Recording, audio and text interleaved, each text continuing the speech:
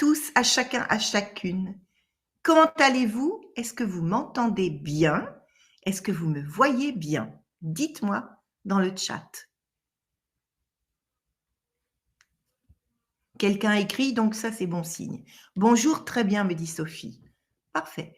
Je suis très heureuse de vous accueillir. On attend encore pas mal de personnes aujourd'hui. Mais de toute façon, j'aime bien quand ça reste un peu intime. Qui me connaît déjà parmi vous? Qui me connaît? Qui me connaît? Nathalie, oh, Anne. Anne, bien sûr, tu me connais. Oh, combien? Bonjour. Donc, qui me connaît? Et puis, j'aurais envie de vous poser plusieurs questions, puisqu'on va faire connaissance. Moi, je vais me présenter. Donc, j'aimerais bien savoir qui vous êtes, ce que vous faites professionnellement, ce qui vous anime dans la vie, ce qui est important pour vous, pas que professionnellement, en tant qu'être qui va laisser une trace, parce qu'on est là pour ça quand même. Et puis, si vous aviez une question, une interrogation ou à l'inverse, quelque chose dont vous êtes vraiment fier, déposez-le. Et ce que je vous demanderai dans cette heure qu'on a ensemble, on aura fini juste avant 2 heures, on va avoir 40 minutes de contenu, puis après de l'échange, c'est que vraiment vous fermiez toutes les écoutilles autour pour être juste présente en vous, dans votre cœur, dans votre âme, dans qui vous êtes vraiment. C'est votre moment. C'est votre moment. C'est extrêmement précieux. C'est un temps pour vous. Donc, qui vous êtes professionnellement, ce qui vous anime, si vous avez une question, s'il y avait au contraire quelque chose qui vous porte, allez-y, lâchez-vous. Voilà, j'ai fait mon petit truc, c'est bien. Deuxième webinaire avec moi, dit Nathalie, parfait.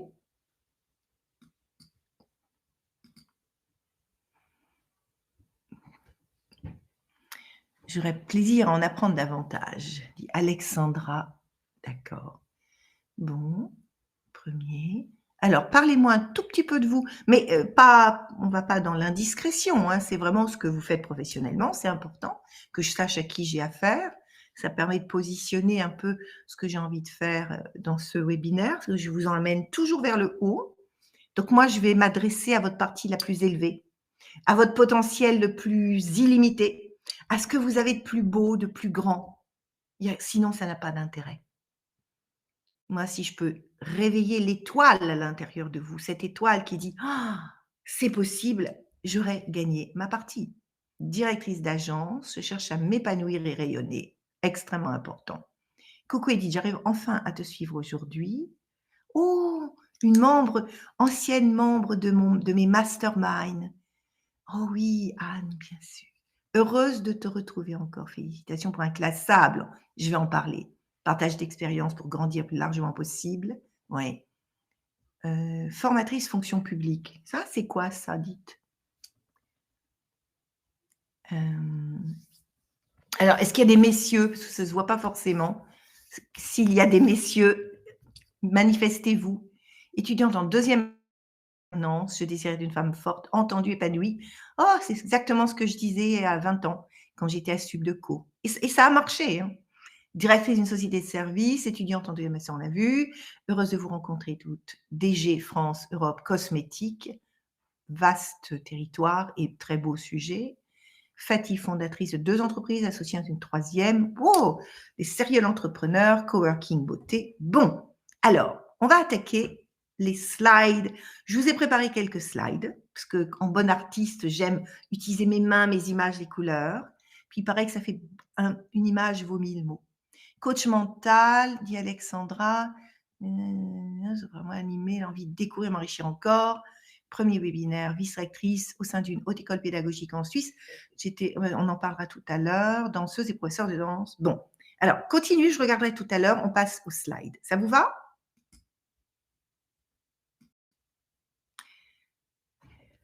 Alors, le sujet, c'est sur la visibilité, le leadership, et j'aime bien le prendre par des angles de vécu. Alors, déjà, la première chose que j'ai envie de vous dire, et c'est celle qui est sur mon site, ça c'est une capture d'écran de mon site, votre vie et le message que vous laisserez au monde, rendez-la inspirante. C'est très important. Je commence souvent mes conférences, même à l'étranger, avec cette phrase parce que on oublie parfois qu'on n'est pas que des bouts de vie. Il y a la pro, il y a la perso, il y a celle qui a des amis, etc. Notre vie, c'est un ensemble, c'est une cohérence.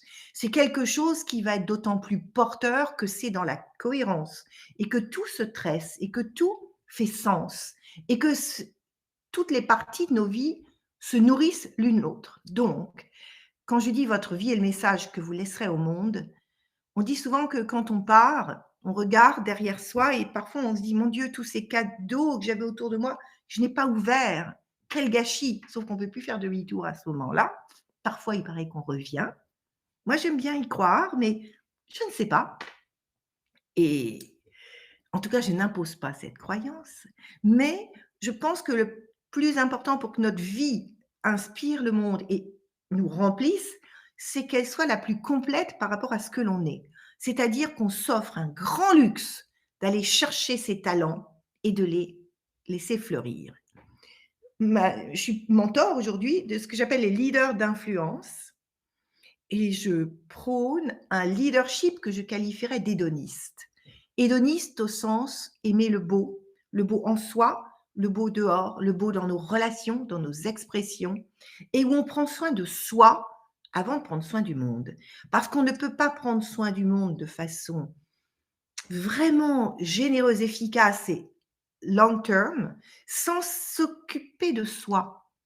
Comment ne pas projeter ses manques si on en a trop qu'on n'a pas réussi à combler?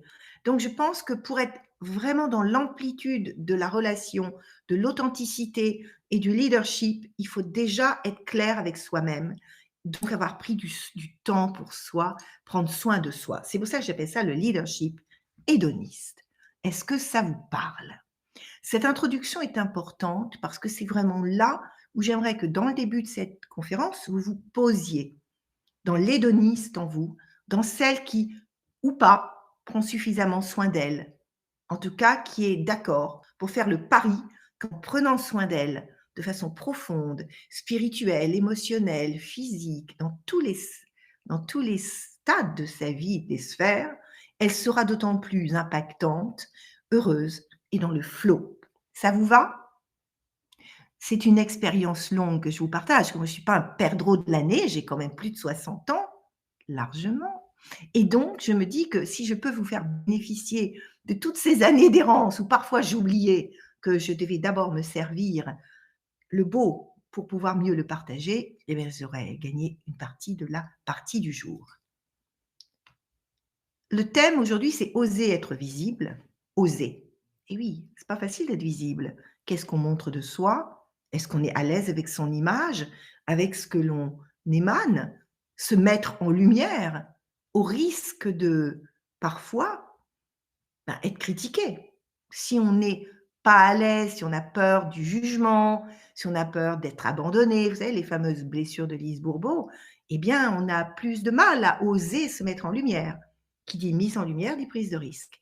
Mais plus on est dans son excellence, dans son authenticité, moins on a peur. Parce qu'on sait que les personnes qui nous sont destinées dans la vie viendront vers nous. Et les autres, elles iront vers d'autres groupes. Est-ce que ça aussi, ça vous parle? Que être visible, c'est une exigence d'abord d'être authentique, d'être soi-même et d'être à l'aise avec soi-même, pour poser quelque chose qui est juste, qui vibre bien et qui de fait sera ressenti par l'entourage comme quelque chose de juste. Déployer notre excellence, c'est important, l'excellence. Pour moi, c'est la fine pointe de l'être, la fine pointe de l'âme. L'excellence, c'est là où on sent qu'on a utilisé toute sa vibration intérieure, tout ce qu'on a de plus précieux pour faire quelque chose qui est juste waouh. Même si on dit I'm doing my best, je fais le mieux, mais le mieux qu'on a fait, on est dans son excellence. Et c'est pas la perfection. C'est d'ailleurs un des thèmes que j'utilise parfois quand je fais ma conférence sur le syndrome de l'imposteur, avec les 3 syndromes différents qu'on va traiter de façon différente. Mais c'est une autre conférence. Si vraiment vous la voulez, je la referai prochainement. Comment arriver à être soi-même quand tout est question d'apparence? En oubliant que c'est question d'apparence, justement, Moi, aujourd'hui, je me fous des apparences, complètement. Je suis moi-même. Vous ne me verrez pas dans les apparences. Il y a des gens auxquels je vais vraiment, que je vais attirer, d'autres pas. Mais je pense que c'est un choix. C'est à un moment se dire les apparences, mais on s'en fout. Par contre, la puissance que l'on a quand on est soi-même gomme les apparences. C'est-à-dire qu'il y a un moment, l'autre en face perçoit la vérité. Mais pour l'atteindre, cette vérité de soi, c'est vrai qu'il y a un peu de travail quand même, hein. Il y a quand même du travail. En tout cas, moi, c'est ce que j'adore faire avec les personnes que j'accompagne. Donc pour cela, pour moi, il y a 3 ancrages pour être visible, oser être visible, être en lumière, être dans l'excellence. Il y a 3 ancrages et quand je dis ancrage, c'est vraiment quelque chose qui doit être solide à l'intérieur de nous, à maîtriser. Le premier, c'est comprendre la puissance phénoménale de l'authenticité. Ça répond à votre question, Marie-Axel, sur l'apparence. La puissance phénoménale de l'authenticité, c'est qu'à partir d'un moment, on a quelque chose qui prend la main à l'intérieur de nous, qui va nous dépasser. Moi, je suis quelqu'un de spiritualité forte, je suis une chamane aussi. Donc, c'est vrai que j'ai la chance d'avoir développé une connexion verticale qui me donne une puissance. Mais on l'a tous, on est né avec ça. On l'a perdu en route. Donc, la puissance phénoménale de l'authenticité, c'est arriver à être au cœur de qui on est vraiment, dedans, et avoir suffisamment nettoyé ses failles, ses fissures, ses fêlures pour pouvoir être solide avec ce que l'on est. Par exemple, un jour, quelqu'un m'a dit: «Oui, mais vous êtes marrante Edith, moi j'ai des blessures, j'ai eu ceci, j'ai eu cela, vous vous rendez compte, puis ma famille, mon origine». Et il y a quelque chose que j'ai observé, ça fait maintenant 30 ans que je travaille autour du développement personnel. Eh bien, c'est nos plus grandes blessures sont le ferment de notre excellence. Donc, être authentique, c'est être capable de comprendre que dans nos blessures est le ferment de notre identité, de notre excellence. Et donc, c'est transformer ça. L'authenticité, ça commence par la pleine acceptation de qui on est, avec tout ce que l'on est, et en faire quelque chose de lumineux. Un exemple, mon père, par exemple, a été un enfant battu de 7 ans à 17 ans. C'était quand même une grosse blessure. Jusqu'à 7 ans adulé, 7 ans à 17 ans, mon grand-père devient un peu fou et voilà. Et j'ai vu toute ma vie ce père, qui était à la fois dans une angoisse profonde, générée par cette période, plus que dissonante, faire de la lumière de tout. Par sa curiosité intellectuelle, étudier l'astrophysique, la physique quantique, faire de la musique, des violonistes, il faisait des choses de ses mains, il était ingénieur. Je me suis dit: «Mais cet homme, il a transformé dans une rage de vivre, de grandir, d'aller vers le haut de la pensée». C'est lui qui disait: «Nul n'enferme l'esprit». Eh bien, ça a été une leçon magistrale de voir ce papa que j'aimais infiniment, j'ai perdu il y a 10 ans. Enfin, j'ai pas perdu, d'ailleurs, il est toujours là, hein, mais il m'a montré une chose, c'est qu'en étant authentique avec son histoire, en ayant transformé, c'était extraordinaire ce qu'il a fait de sa vie et ce qu'il m'a transmis, par exemple. Deuxième ancrage, c'est se connaître et trouver sa zone de génie. Et oui, on a tous une zone de génie. Vous pouvez regarder sur mon LinkedIn, j'ai partagé une conférence que j'ai faite il y a cette semaine avec Gaël Régnier. Il m'a interviewé pendant 1 heure autour de mon livre inclassable sur la singularité, l'excellence. Et j'ai eu des retours, on m'a dit c'est magistral. Donc j'étais très très touchée parce que quand même c'est toujours un peu, enfin c'est des sujets forts, des sujets fins, hein. Mais il m'a posé la question: «Toi ta singularité c'est quoi? Ta zone de génie c'est quoi?» Si je vous pose la question, quelle est votre zone de génie aujourd'hui? Est-ce que vous êtes capable de me la donner? Ou est-ce que vous êtes capable de prendre le temps de la mâcher?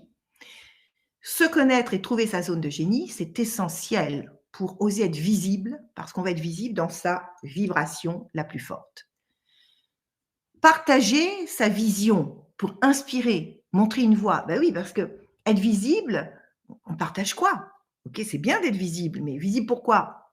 Pour dire: «Coucou, j'existe» ou pour partager du contenu, partager de la valeur, partager un chemin.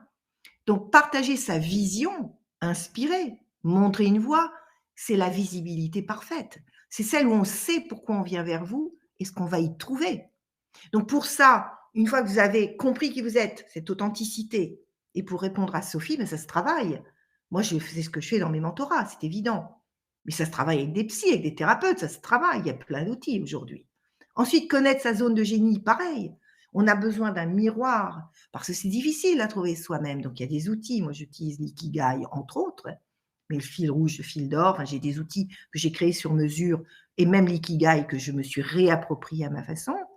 Il y a des outils. Donc, il faut quelqu'un en face qui nous autorise à aller montrer cette partie grande de soi. Sinon, on a peur. Qui suis-je pour? Vous connaissez cette petite voix. Mais attends, tu rêves trop grand, tu dois trop grande. Mais t'es qui pour penser ça? Puis partager sa vision, ça veut dire déjà développer une vision. Je suis là pour quoi? Je veux faire quoi?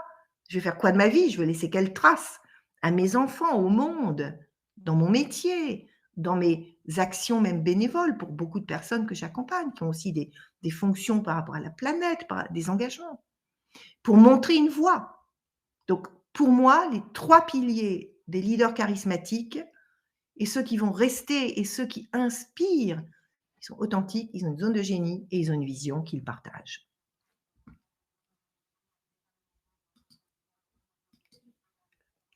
Alors, pour celles qui ne me connaissent pas, celles et ceux, mon ADN aujourd'hui, et je dis ADN parce que vraiment c'est quelque chose qui est unique à l'intérieur de moi, quelque chose qui a été mâché, travaillé, savouré, développé, pour lequel j'ai été et je me suis préparée. La puissance féminine, la puissance intérieure pour les hommes, c'est une conviction, une évidence depuis que je suis toute petite. Moi, j'ai toujours pensé qu'on peut tout réussir. Oui, mais pas tout en même temps, pas tout de suite, avec des vagues, avec des échecs, avec des bonbons, des petits cailloux sur le chemin qui sont des bonbons sucrés et d'autres qui sont des véritables piquants. Mais on peut quand même tout réussir. Ça sert à ça la vie, ce cycle. J'ai passé 20 ans à apprendre le beau et l'excellence dans le luxe. J'étais dans le marketing, je suis sortie de Subdeco à 21 ans, très tôt. J'ai toujours été un peu en avance, bon, pas toujours facile parce que ma maturité n'était pas à la hauteur des enjeux auxquels j'étais confrontée d'ailleurs. J'ai passé donc presque 20 ans dans le marketing du luxe. J'ai eu des grands patrons comme Jean-Louis Servan-Schreiber à l'Expansion, Alain-Dominique Perrin chez Cartier. J'étais chez Saint-Laurent, la licence Monde pour les cuirs et les bijoux. Donc, j'ai eu des gros postes chez Descamps aussi pour le Monde, licence, marketing, etc. Donc, j'ai eu des gros postes pendant 20 ans. Puis, à 39 ans, je décide de rentrer dans l'art et tout en étant encore dans le marketing pendant 3-4 ans, notamment à l'IFM, l'Institut français de la mode, j'ai appris à travailler comme les maîtres du Quattrocento. Donc, je suis entrée dans un atelier de peinture auprès de Pierre-Yves Giannini, qui avait son atelier à la Maison des artistes de Nogent et j'ai appris à peindre comme les maîtres pendant 2 ans. Et puis, 3 ans après, j'ai exposé aux USA et j'ai donc développé une carrière d'artiste pendant aussi 20 ans. J'ai exposé aux États-Unis, partout en Europe. En parallèle, je suis devenue critique d'art. J'ai cofondé un magazine d'art contemporain, Expo Revue, qui existe encore toujours en anglais, en français et qui a des centaines de milliers de lecteurs. J'ai eu un grand cadeau dans ma vie, c'est l'autisme. Mon filleul Maxime est autiste et mutique, donc j'ai appris à développer la communication avec les autistes, les privés de parole. Je me suis formée à la communication profonde accompagnée, qui est une émanation de la psychophanie. Pour celles qui ne savent pas, vous pourrez aller regarder. C'est une technique qui permet d'aller vraiment au cœur de l'être de l'autre, de ses émotions et de capter tous les messages qui ne peuvent pas être exprimés. Et je l'ai fait aussi en thérapie, en tant que thérapeute après, auprès des gens non mutiques, pour aller chercher la vérité de l'émotion, la vérité de la parole à l'intérieur. Donc moi, je vais au cœur du réacteur. Ma singularité, c'est d'aller au cœur du réacteur, de traverser les couches qui sont inutiles et tac, on va chercher la pièce manquante. Amoureuse, je suis mariée depuis 38 ans. Amoureuse, c'est lui d'ailleurs que vous voyez en bas à droite, que j'ai sculpté de mes petites mains agiles, que c'est la sculpture que j'ai faite de mon mari, c'était un bronze. Et puis, on m'appelle depuis des années Lady Shaman. J'ai développé une connexion directe avec l'invisible. J'ai été initiée par des druides, des chamans, et puis petit à petit, cette réalité intérieure s'est posée en moi et Je l'ai accepté récemment puisque je vais vous en parler, je viens de sortir un livre d'ailleurs, Anne en parle dans le chat, Inclassable, itinéraire d'une chamane contemporaine. J'ai enfin osé le dire haut et fort en expliquant ce qu'est ma vision du chamanisme. Voilà. Alors, pour revenir à notre sujet, un exemple frappant. En 1986, je suis donc chez Cartier, habillée très mec, très masculine évidemment, et le patron, Alain-Dominique Perrin, me dit: « Tu sais pourquoi je t'ai recruté, toi? Parce que tu es un mec. » C'est qu'au bout de 2 ans, je m'étais tellement fondue dans les codes masculins de cette équipe. J'étais area manager et je supervisais la moitié du monde. J'avais à peine 30 ans. Donc, il fallait vraiment que je faisais jeune. Donc, je me vieillissais par mes vêtements, partout. Parce que tu es un mec. Et ça laisse réfléchir. C'est-à-dire qu'il y a encore 30 ans et quelques, et je pense qu'il y a encore des endroits, des milieux dans lesquels ça se joue. On me considérait comme un mec. Et en 2018, la même femme est nommée mentor de la Fédération internationale des universités catholiques dans le monde, et j'ai formé au Leadership for Women, Find Your Leadership DNA, des rectrices et présidentes d'universités partout dans le monde, Amérique du Nord, Amérique du Sud, Australie, Inde, Europe, Taïwan, partout. Donc, la même femme qui était considérée comme un mec, finalement, est devenue la spécialiste du leadership des femmes. Et souvent, je dis, leadership is not about what you know. It is about who you become and about how you inspire. Leadership, c'est pas la connaissance, c'est pas nos compétences. C'est d'abord qui on est, et je dirais même qui on devient, parce que on devient soi. Moi, je suis pas, aujourd'hui, je suis devenue la femme que je devais devenir, mais j'ai travaillé pour ça. Et encore, j'évolue, puis j'ai encore évolué. Mais je sais que je suis un palier où je commence à être dans une forme de cohérence, de rondeur par rapport à tout ce que je suis. Et là, about how you inspire, c'est ça. C'est là où on commence à inspirer les gens. On inspire quand on a fait cette ronde-là. Est-ce que ça vous parle?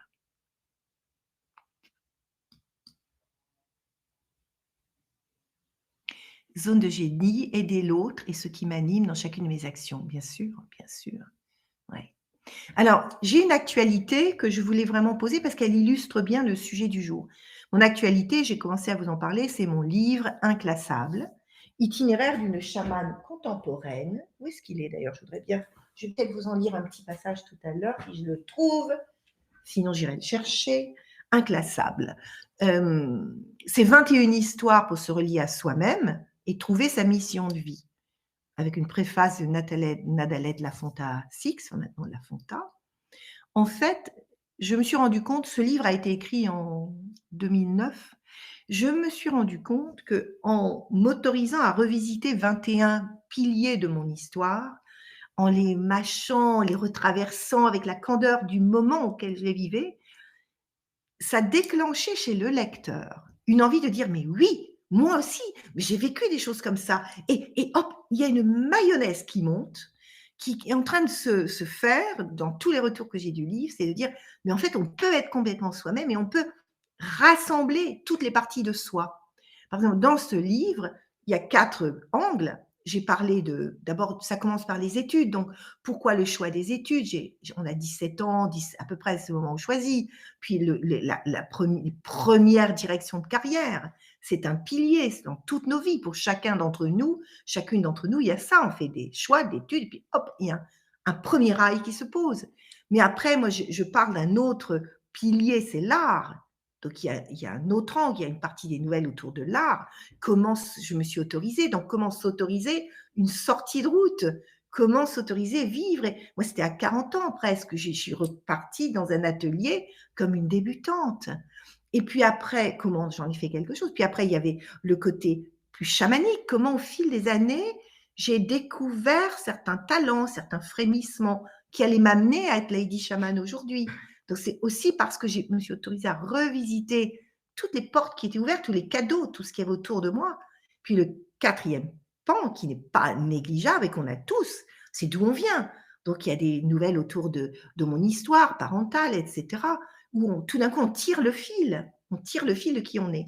Donc c'est un livre qui finalement m'a semblé illustrer parfaitement, c'est pour ça que je l'édite maintenant, Accouchement à la maison. J'ai choisi pour te commencer sans éditeur, même si j'avais un contrat d'éditeur par ailleurs. Je l'ai fait à la maison. En 2 mois, je l'ai remis à la page.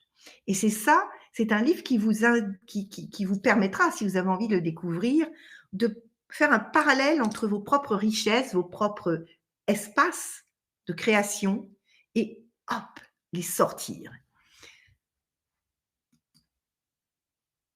Alors, pour celles qui me posaient la question tout à l'heure, comment se développer, comment, trouver sa force, comment trouver sa zone de génie?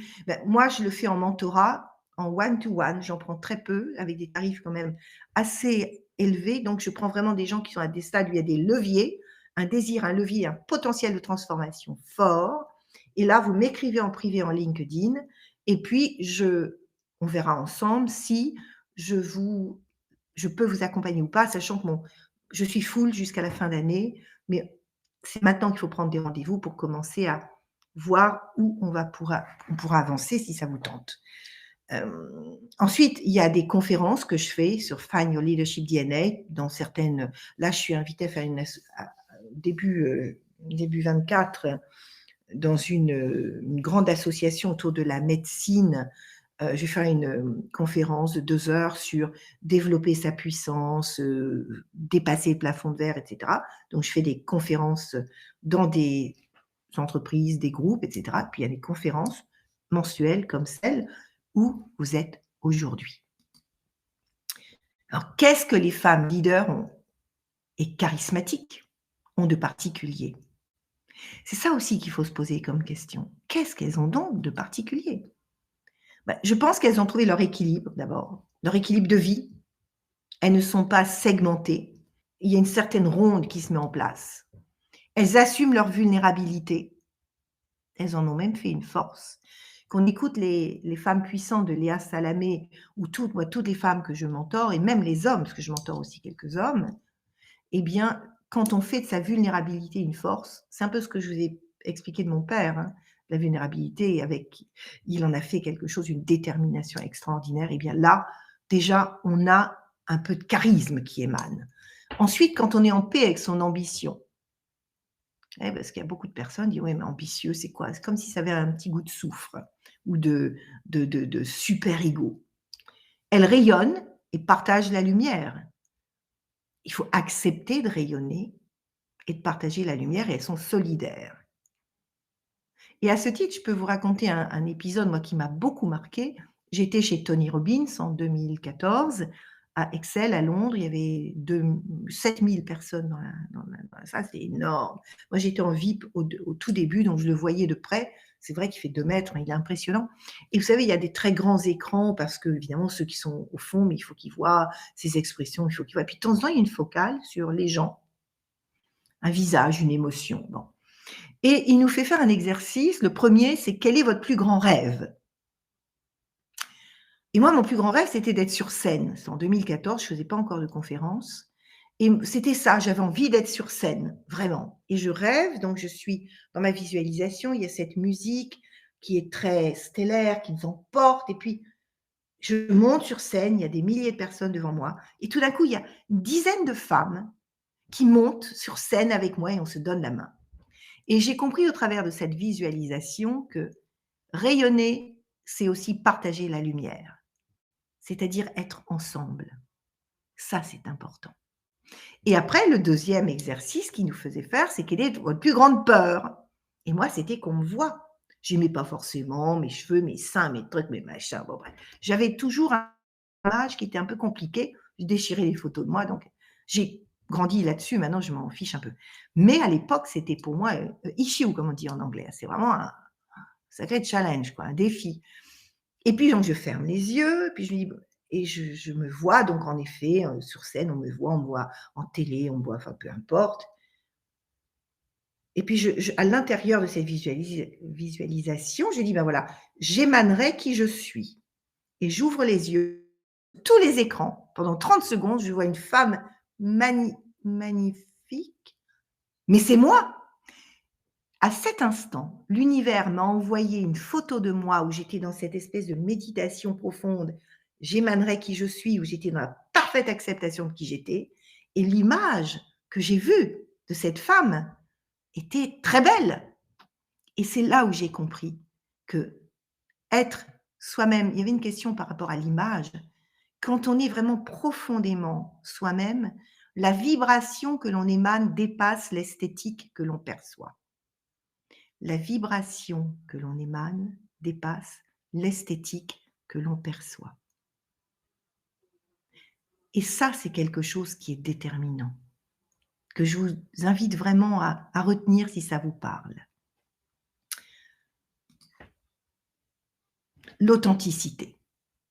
L'authenticité, c'est donc, pour moi, se connecter à sa grandeur, à son excellence, écouter son âme, son intuition, la petite voix, son corps qui nous parle. Notre corps nous dit c'est juste, c'est pas juste, il va se replier. Quand on parle du langage psychocorporel, si on réfléchit bien, c'est juste que notre corps, en effet, il est l'expression absolue et directe de notre intérieur. Donc, si on est à l'écoute de notre corps, il nous envoie des messages. C'est un messager extraordinaire. Et pour ça, on peut être des pionnières, être celles qui vivent pleinement ça dans toutes les sphères de leur vie, y compris dans des milieux de mecs, y compris dans le professionnel. Connecté, connecté à soi, connecté à son soi supérieur et de ce fait connecté aux autres. Aligné. Aligné, c'est OK, voilà ce que je suis. Ne pas essayer d'être autre chose, mais être ce que je suis dans le meilleur. Est-ce que ça vous parle? Je trouve bien silencieuse. Bon. J'ai beaucoup aimé ce que disait Jacinda Ardern, qui était donc la première ministre de Nouvelle-Zélande, à un moment terrible de sa vie, puisque c'est le moment où il y avait eu et la Covid, et il y a eu ces attentats de musulmans à Auckland, avec des centaines ou un peu moins de 100 morts. Elle écrit Why don't we value humanity, kindness? We are guardians of each other. As leaders, we have the keys to create a sense of security, a sense of hope. We just need to choose. Pourquoi ne pas valoriser l'humanité, la gentillesse, la bienveillance? Nous sommes les gardiens les uns des autres. Et en tant que leaders, nous avons les clés pour créer une sensation de sécurité, d'espoir. Il faut juste choisir. Choisir. Et je l'ai mis en rouge parce que c'est le yes, but. As a woman, I looked more at my deficits, the things I'm not good at, rather than what I am.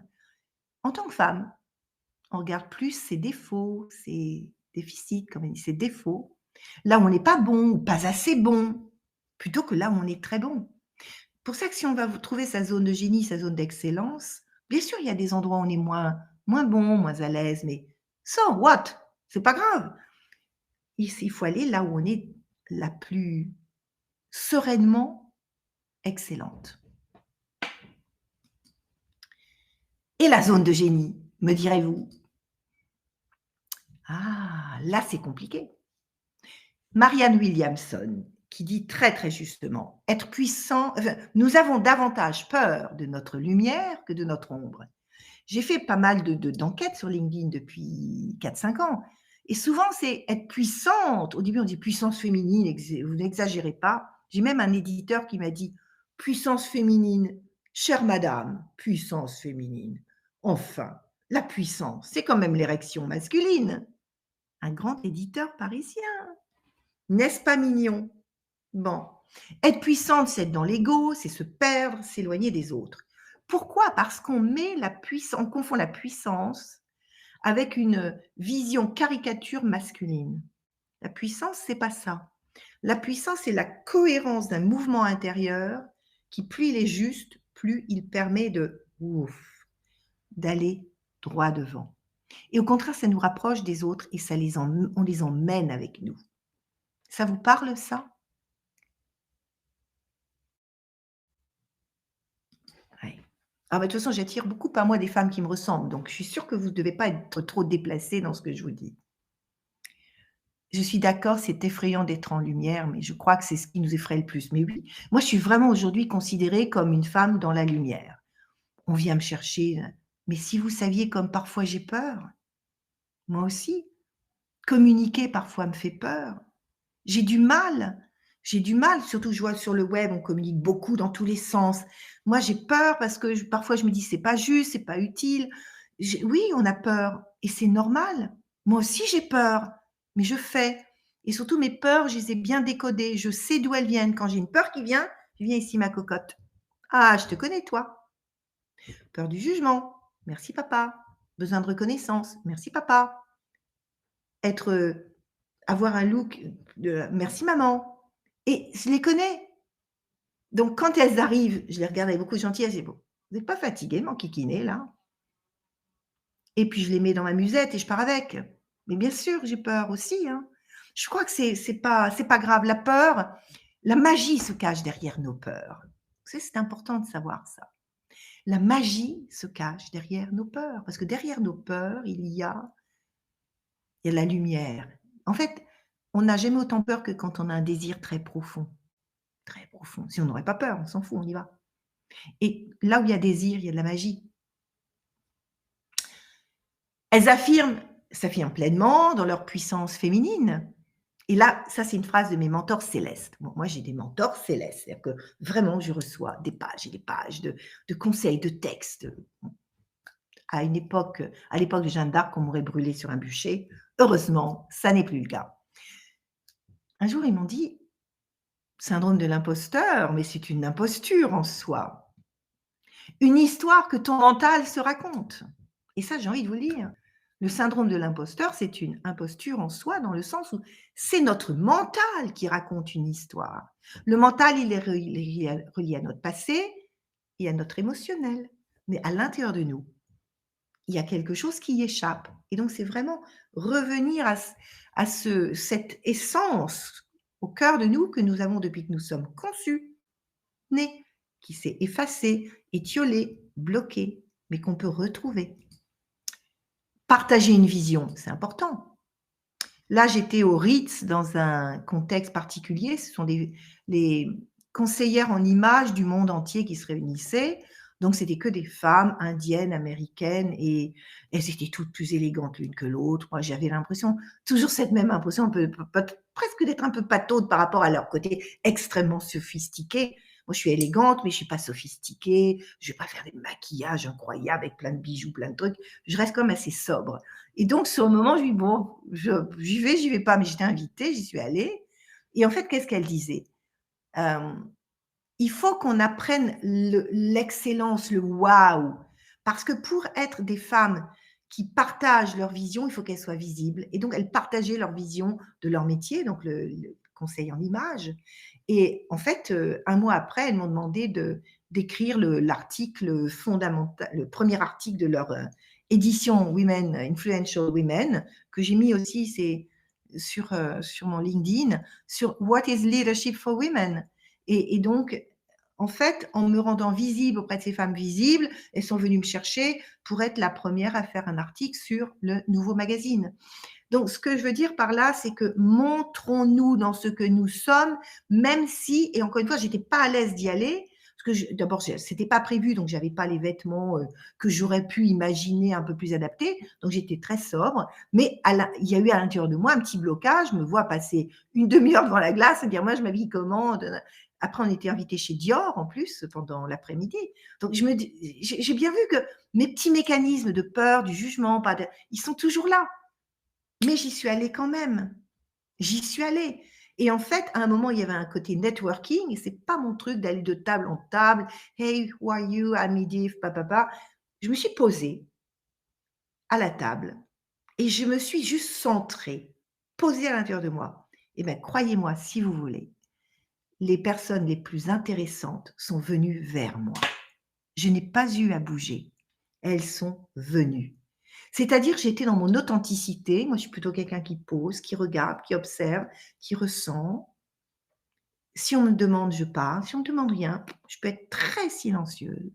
juste dans la présence avec un P majuscule, l'article que j'ai fait la semaine dernière, présence avec un P minuscule et présence avec un P majuscule. Et j'ai exercé ça, j'étais dans la présence, j'ai attiré des femmes extraordinaires, il y a eu des moments de magie. Un mois après, on me proposait d'écrire dans leur magazine. Et j'ai été authentique, j'avais peur, j'étais pas totalement à l'aise, mais j'ai choisi d'être qui j'étais vraiment. Waouh! Et voilà. Donc ça, ce sont des expériences que je vous partage, qui sont importantes à retenir. Quand vous acceptez d'être vous-même dans votre puissance intérieure, les choses se font. Comme s'il y avait des acupuncteurs célestes dans l'espace qui disaient: «Tiens, tac, tac, tac, on connecte, paf» et la magie arrive. Et pourtant, c'est vrai, j'étais pas très à l'aise et pourtant je viens du luxe, je viens de tous ces milieux-là. Mais ça fait partie de ma couleur, la fameuse couleur de j'émanerai qui je suis parce que j'étais pas à l'aise quand j'ai fait le truc chez Tony Robbins. Et puis après, j'ai marché sur le feu quand même, hein. Génial. Mais c'est ça que je veux vous partager, c'est que avec toutes nos fragilités, avec tout ce que nous sommes, on peut en faire quelque chose de fort.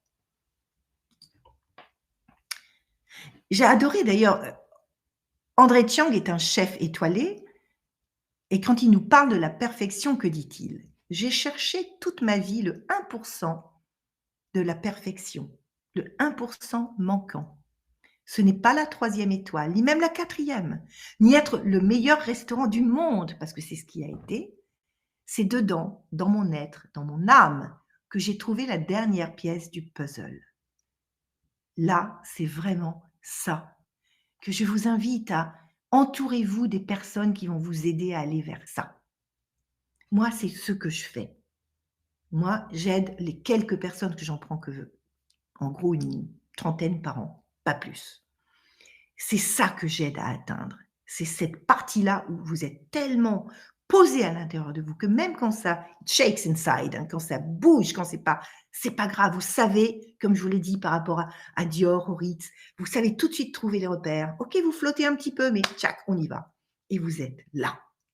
Et ça, c'est un raccourci, c'est de la fluidité. C'est extraordinaire. Alors, comment se reconnecter à l'âme, au grand soi, une histoire? Ben, je vous invite vraiment à découvrir mon livre. Je vais vous donner le lien si vous voulez. Comment je peux vous donner le lien? Peut-être en allant sur, mon site. Alors celles qui n'aiment pas Amazon, parce qu'il y en a et je comprends, ou qui n'ont pas de compte, parce que c'est vrai qu'Amazon n'est pas bon, bref. Mais on n'a pas trop le choix. Si vous tapez «Inclassable» Edith Lassia, vous aurez accès à tous les espaces pour commander le livre. Mais je vais déjà vous mettre celui d'Amazon là-dedans. C'est pas le plus bon, je comprends, il y a des personnes qui me disent: «Je ne veux pas» et on m'a dit qu'il y avait beaucoup d'humour, beaucoup de tendresse, qu'il a une belle plume. J'adore les mots, ça vous l'avez compris et en plus la magie de ce livre, c'est que vous voyez, il y a une œuvre derrière là, c'est une calligraphie et cette calligraphie, je l'ai déployée, il y a 21 histoires, je l'ai déployée en 21 gestes. À chaque geste, j'ai été photographiée et donc la calligraphie se dévoile au fil des 21 nouvelles avec un texte symbolique, guérisseur, vraiment guérisseur, sur votre vie, la façon dont vous pouvez la lire. Donc, je vous invite vraiment à découvrir ce livre. Donc, celle qui refuse Amazon, Inclassable, Lassia, vous aurez Cultura, la FNAC, Publishroom, mon éditeur maison, puisque c'est accouché à la maison, et même chez vos libraires préférés. Et au Québec, on peut aussi le commander, en Belgique, en Suisse. Voilà. Alors, qu'est-ce que j'avais d'autre à vous dire? Vous avez peut-être des questions à me poser. Donc voilà, Inclassable, il fait 385 grammes, 21 centimètres. Il est né, l'émotion de l'essence. Voilà. Et il a eu le prix des lecteurs parce qu'il se trouve qu'il a 15 ans et il y a en 2010 et en 2009 et en 2010, j'osais pas à l'époque l'éditer. J'osais pas, puis c'était bon, j'étais pas prête. Et donc j'ai envoyé 2 des nouvelles. Une s'appelle Retour à la terre, le fœtus, et l'autre qui est très très particulière. Et l'autre qui est les 3 hommes les 3 Camille au bleu de mer, aux yeux bleus de mer. Je les ai envoyés à un concours de nouvelles à l'éditeur du bord du lot. Il y avait 300 auteurs Et 2 années de suite, j'ai fait partie des 10 qui ont été retenus et édités. Pour vous dire qu'il y a une plume, il y a une vraie plume. C'est pas un livre de dev perso, du tout. Je ne cherche pas à vous donner des leçons, du tout. Par contre, c'est un livre d'éveil. C'est-à-dire ce qu'on me dit, on rit, on pleure, on te découvre et en te découvrant, on se découvre. Et si vous le lisez avec cette fraîcheur et cette candeur, il va vous faire un bien incroyable. Et je crois qu'il m'a aidé à naître. Et j'invite aujourd'hui, même les femmes que je mentor ou les hommes, à écrire sur leur histoire. À écrire, pas forcément pour l'éditer. D'ailleurs, moi, j'ai quand même mis 14 ans pour l'éditer. Vous voyez le courage de la nana. Mais au moins pour se découvrir, pour se savourer, pour se respecter. Alors, ben voilà, je crois que je vous ai tout dit. Oui, par exemple, bon, juste ça. Afida Benour, qui a créé le mouvement One, si vibrant, inspirant à s'offrir et à offrir un bijou. Et j'ai trouvé ça, voilà, j'étais très touchée, très touchée. De toute façon, les témoignages, il y en a 3-4 pour l'instant sur Amazon, parce que beaucoup des gens qui me connaissent ne veulent pas d'Amazon. Donc, on ne peut pas faire le témoignage sur Amazon quand on n'est pas client avéré, vérifié d'Amazon. C'est pour ça qu'il y en a si peu. Bon, alors, est-ce que vous aimeriez, maintenant que je vous invite chez moi pendant 5 minutes au travers d'un petit film un peu magique?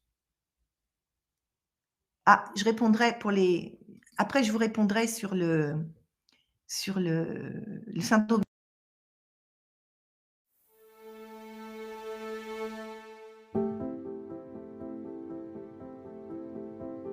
Je crois que j'ai toujours aidé. Je crois que dans ma petite enfance, j'ai dû être posée par les circonstances dans un poste d'aidante. Quelque chose que j'ai vite compris quand j'ai commencé à travailler sur moi. À 3 ans, ma mère perd son père de façon brutale. C'était le premier homme de sa vie. Et elle fait 1 an de dépression. Et je pense que la petite fille de 3 ans, à ce moment-là, telle que je l'ai revécue en travaillant un peu là-dessus, elle a pris la posture du nez rouge avec la joie parce qu'il fallait remettre un petit peu de peps dans la maison et puis de veiller sur les autres. Donc je pense que je suis devenue aidante parce que quelque part dans mon histoire, à un moment, la posture, l'attitude a été vraiment intégrée. Et puis après un long parcours, j'ai choisi de revenir à ma source, c'est-à-dire j'adore les gens et j'aime sentir que je ne suis pas là pour rien. J'ai compris en rembobinant mon histoire que j'ai toujours eu cette posture d'écoute, d'observation et de redonner du sens peut-être dans des choses qui parfois se hachaient. C'est-à-dire que j'ai toujours été un liant, que ce soit dans l'écriture, dans l'art, dans le marketing ou aujourd'hui dans mon travail de mentor, de conférencière. Ce que j'aime, c'est créer des passerelles, des liens et faire du sens.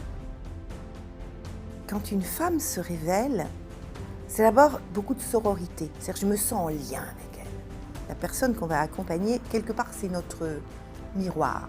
C'est quelqu'un qui est sur la même trajectoire, qui a les mêmes valeurs, qui a les mêmes objectifs, qui a les mêmes préoccupations de fond. Et donc, ce que je ressens, c'est d'abord une très grande communion. Je ne fais pas un coaching intellectuel, même si on va arriver à des stratégies, à des outils très forts de construction. Mais avant tout, j'amène la personne dans son propre corps, là où il y a les mémoires, là où il y a les sensations, là où il y a de la joie, là où il y a de la tristesse, pour aller nettoyer. On est ensemble dans la même lumière. J'incite les femmes à devenir les rôles modèles. Parce qu'on a besoin aujourd'hui de femmes qui vont, qui vont dire c'est possible et je vous aide. On y va ensemble. Pour moi, c'est tellement important. Je me ressource seule avant tout parce que j'ai besoin d'être bien pour aller vers les autres. Donc je me ressource aussi dans l'art énormément. Mais il y a tellement de manières de se ressourcer. Je crois que pour se ressourcer, il faut aller vers ce qu'on aime profondément. C'est vraiment aller chercher tout ce qui est là autour de nous pour nous ressourcer. Christophe, mon mari, mon meilleur ami, est quelqu'un que j'aime profondément et qui m'aime. Et je crois qu'on a fait un choix dans notre vie, c'est vraiment d'être là l'un pour l'autre.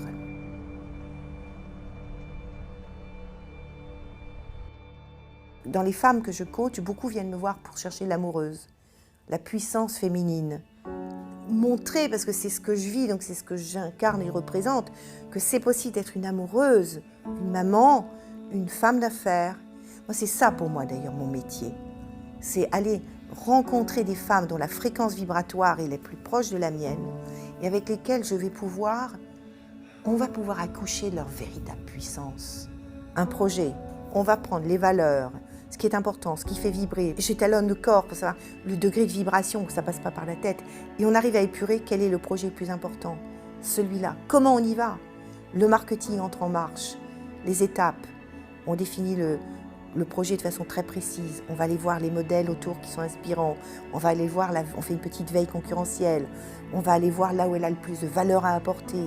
Comment on peut, étape par étape, aller construire ce projet. J'adore. C'est-à-dire qu'on sait exactement pourquoi on vient vers moi et je le fais avec de plus en plus de joie et de justesse. Et c'est ça qui est fabuleux, c'est ça que j'adore faire.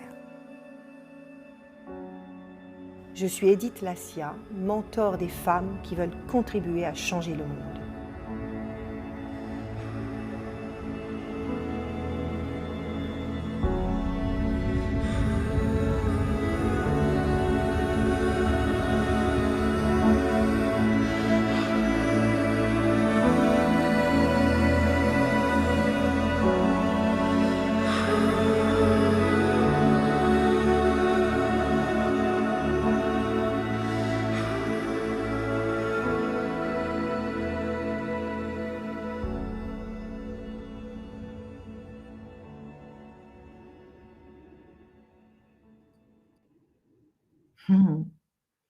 Ben, merci à Anne Sarkissian qui a réalisé ce film. Je lui ai vraiment laissé les mains libres complètes.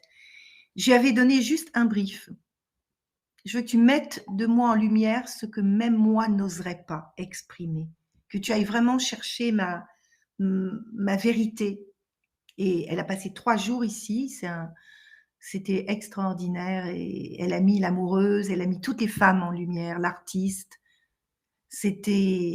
Je lui ai fait confiance. Et j'ai été le plus vrai possible. Voilà. Je crois que c'est tout simplement. Ce que je voulais, c'est que ce livre, pardon, quel lapsus, ce film soit utile.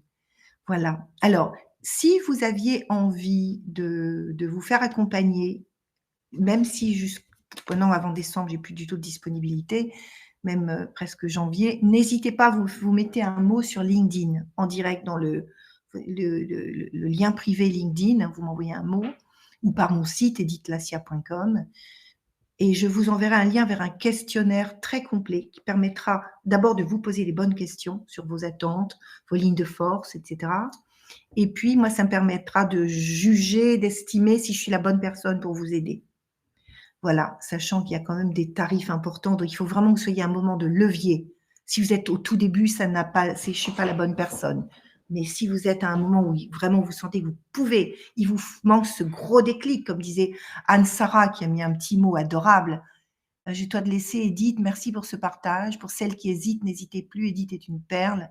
Je me suis offert son accompagnement en masterclass il y a 4 ans, une révélation du fil rouge de ma vie, un partage précieux et puissant.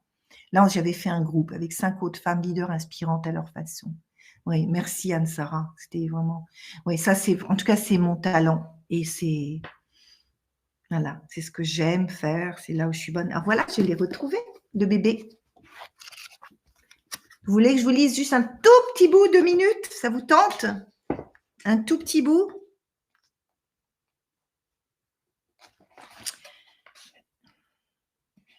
On ne vit pas la vie des autres. On ne vit pas sa vie pour les autres. Je me suis longtemps glissée dans les attentes partiellement formulées de mes parents, puis dans celles de la société et du monde qui m'entourait. J'ai cherché une forme de reconnaissance, de validation. Les schémas familiaux construisent souvent une partie de nos vies. Mais est-ce qu'ils construisent nos rêves et nos désirs profonds? Je suis arrivée presque par hasard. Merci mon amour. Voilà, l'amoureux dont je vous parlais qui m'apporte un petit café. C'est ça aussi l'amour. Je suis arrivée presque par hasard dans un univers fascinant et brillant, l'univers du luxe, gratifiant aux yeux de nos contemporains. Fidèle à ma programmation, j'ai pendant 17 ans suivi un chemin professionnel dense, valorisé. J'ai rencontré des personnes connues et reconnues, beaucoup appris, donné et reçu. Je réparais l'indicible en bon petit soldat. Ma nature a fait le reste. Intuitivement, j'ai orienté cette route vers ce qui me remplissait, parfois inconsciemment, mais avec une détermination invisible. J'ai côtoyé des créateurs réputés, de grands talents, j'ai voyagé loin, de plus en plus loin, appris des langues. Une langue étrangère, ce sont d'autres mots nouveaux, ceux de l'autre. Ça développe l'empathie, ouvre de nouveaux schémas de pensée, élargit l'esprit, assouplit les synapses. J'ai construit des projets avec des équipes, car avant tout, ce qui me faisait avancer, vibrer et réussir, c'était le partage. Quand il fallait avancer, c'était ensemble. Ma force, c'était cela, le lien à l'autre. Et pourtant, je ressentais dans toute cette vie un appel, silencieux, mais suffisamment puissant pour qu'il se manifeste très tôt. Je n'ai jamais été totalement dupe des apparences brillantes de cet univers qui m'accueillait. Je n'y avais pas ma place profonde. Ce qui m'animait était en contradiction avec les paillettes et ce que l'on y projette.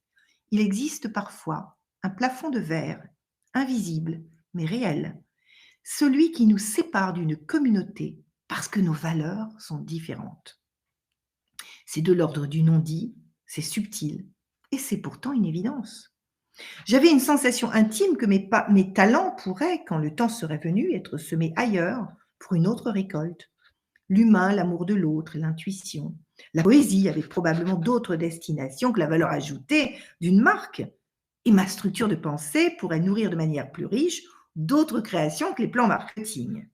J'ai rompu avec une tradition familiale au risque de briser mon image au sein de l'écheveau générationnel, interrompu une vie dans laquelle mon désir de reconnaissance et de statut social était comblé, une vie dorée comme une carte de visite des beaux quartiers, car je l'entendais au fond de moi, petit à petit, un vide se creusait, une soif d'autre chose, d'authenticité, de vérité. C'était au début un petit ruisseau qui s'asséchait. La source semblait tarie ou bloquée. Je ressentais au cœur de moi-même un manque étrange et difficile à identifier dans la chance et l'apparente richesse de cette vie. Une voix intérieure m'intima de prendre un chemin de traverse, sans idée réellement préconçue, juste sensible à mon ressenti profond. Confiante, je me suis mise en route. J'ignorais cependant que de mystère en mystère, je quitterais le chemin de la réussite pour celui de la vérité et redeviendrais vivante. Terminé le 5 août 2008. Voilà, ça c'est le prologue. Un petit café? Bon, voilà. Donc je vous invite à découvrir ce livre et à faire en sorte qu'il soit le plus beau passeport vers votre propre puissance, vos multiples. Merci de votre écoute. Si vous avez juste quelque chose que vous avez envie de déposer, le mot que vous retenez, qui vous touche, qui vous fait vibrer et qui va être la graine de votre lumière, quel serait-il? Puissance, gratitude. Oui, merci. Sensibilité, authenticité, liberté émotionnelle, oui. Hédonisme, générosité. Mais oui, rayonnement. La générosité, c'est accepter de déborder tout ce que l'on a au cœur de soi. Mais pour ça, il faut que ça circule. Il n'y a pas de générosité si ça ne circule pas dedans. Parce qu'à la limite, garder, ça nous fait plus de mal que de le lâcher. Simplicité inspirante, revenir à la vie au-delà de la réussite sociale, bien sûr, partager la lumière inspirée. Magie d'être soi. Bon. Merci, je vais prendre mon train pour aller à Paris, donc je vais vous quitter. 13h59, on est très fort, on va rendre le micro et l'antenne à 14h. Bravo. Mais prenez soin de vous. Si vous avez envie qu'on se rencontre et vous pensez que je peux vous être utile pour basculer vers votre vraie puissance professionnelle et globale d'ailleurs, edithlassia.com, Messenger de LinkedIn, allez-y en direct, je vous répondrai. Bye bye.